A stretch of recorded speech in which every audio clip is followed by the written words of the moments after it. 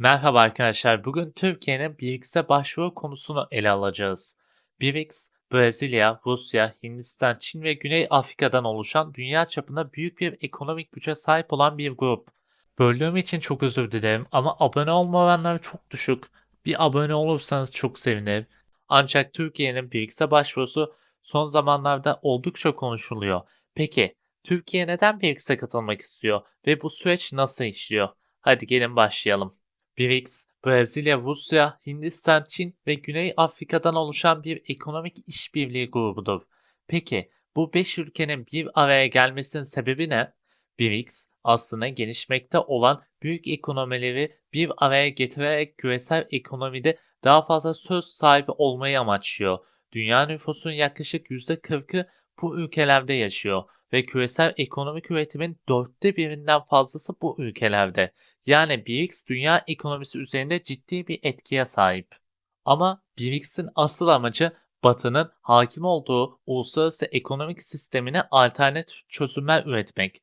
Bu bağlamda ülkeler arasında ticaret, yatırım ve enerji işbirliğini arttırmak için önemli adımlar atıyor.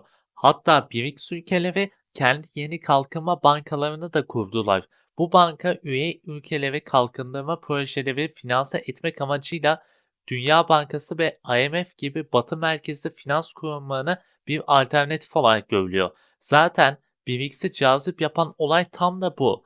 IMF gibi ağır şartlarla kredi vermiyorlar. Kendi ekibinde bulunan üyeleri desteklemeyi amaçlıyorlar.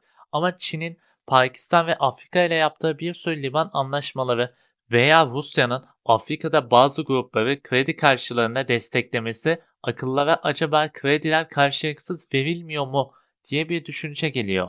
Çünkü özellikle Çin'in Rusya ile Orta Doğu ve Afrika'da BRICS üzerine çok fazla karşılıklı anlaşma yapıyor.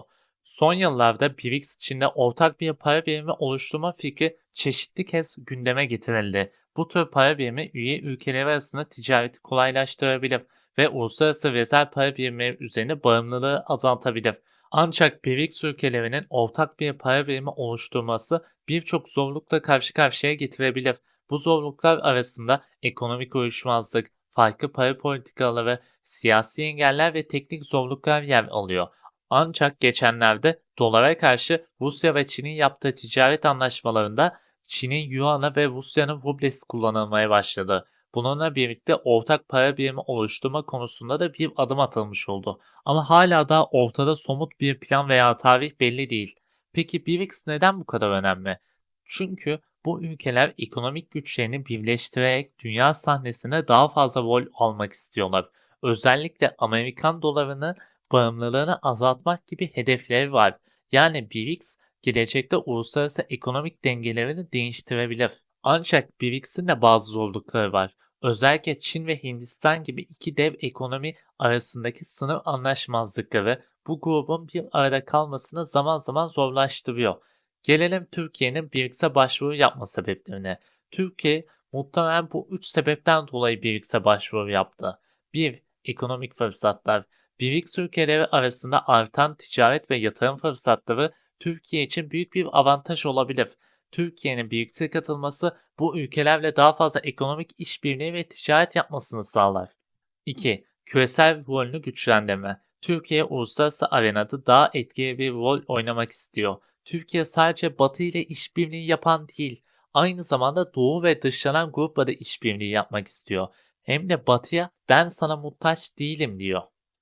3. Dolar bağımlılığını azaltmak. Biliyorsunuz ki son dönemlerde Türkiye'de dolar uçtu. Bu yüzden ülkenin dolar bağımlılığını azaltmak için BRICS'e başvuru yapmış olabilir. Ancak Türkiye'nin BRICS'e katılımı bazı zorlukları da beraberinde getiriyor.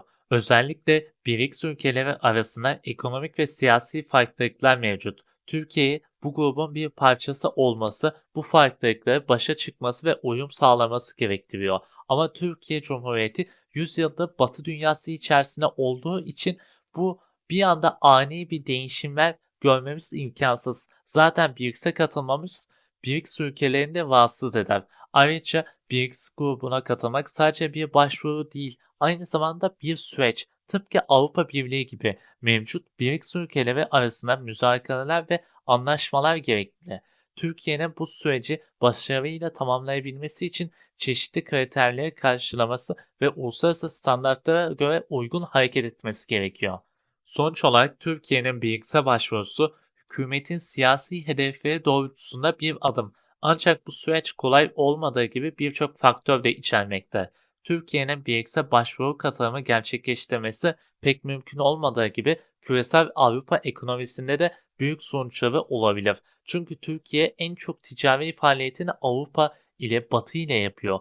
Bir anda böyle bir karar alıp onların tepkisiyle karşı karşıya kalmamalıyız. Zaten Türkiye bu başvurusu Batı'ya karşı ben sana muhtaç değilim başvurusu olduğunu düşünüyorum. Peki ya siz ne düşünüyorsunuz? Türkiye Batı sisteminden çıkıp Doğu sistemine girmeli mi? Yorumlarda yazmayı unutmayın.